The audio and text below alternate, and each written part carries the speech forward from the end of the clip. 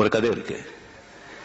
ஒரு மலை, பெரிய மலை, பாறை, 3 தவளைங்க அது ஏறி போனோம். 3 தவளைங்க ஏறி போனோம்.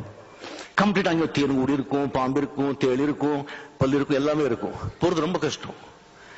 கீழே எல்லா தொழிலுங்க சொல்றது, போகாத, அவ்வளவுதான், இங்க பாரு, அங்க மாட்டிக்கிறான் பாரு, அங்க பாம்பு குத்தும் பாரு, இங்க தேர் அடிக்கும் பாரு, இங்க உழுவான் பாரு, அப்படின்னு கத்துட்டே இருக்கு.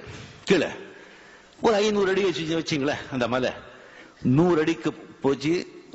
ஒரு ஃப்ராக் வந்துருச்சு 100 அடி. இன்னும் ஒரு 300 அடி இன்னொரு ஃப்ராக் விழுந்துருச்சு. இன்னொன்னு போயிட்டே இருக்கு. எல்லாருக்கும் ஆச்சரியம், என்னடா போயிடுச்சு, அந்த மலைய தொட்டுடுச்சு. இதுக்கெல்லாம் ஷாக் ஆயிடுச்சு. எப்படியா போச்சு அது அப்படி கேட்டாங்க. என்ன முன்னு கேட்காதா? அது காது கேட்காது.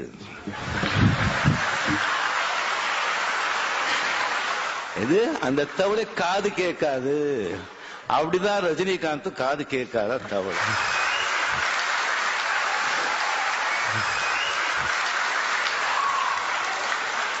இது எனக்கு என்னமோ ஞானோதயம் நான் கண்டுபிடிச்சது கிடையாது. நான் பழகின பெரிய பெரிய மனிதர்கள் கிட்ட நான் கத்துக்கிட்டது. Shivaji sir, NTR sir, Rajkumar sir, இங்க உட்கார்ந்துருக்காங்க பாருங்க, கலைஞர் சார், அவங்க எல்லாம் பிராக்டிஸ் பண்ணிட்டு இருக்கிறது. எது எடுத்துக்கணுமோ அதை எடுத்துப்பாங்க, மிச்சது விட்டுடுவாங்க. போட்டாலும் சரி, தூற்றுனாலும் சரி. இல்லைன்னா அவ்வளவுதான், மனசு உடைஞ்சு முன்னுக்கு போக மாட்டோம். பினிஷ். பேசினவங்க பேசிட்டோம்.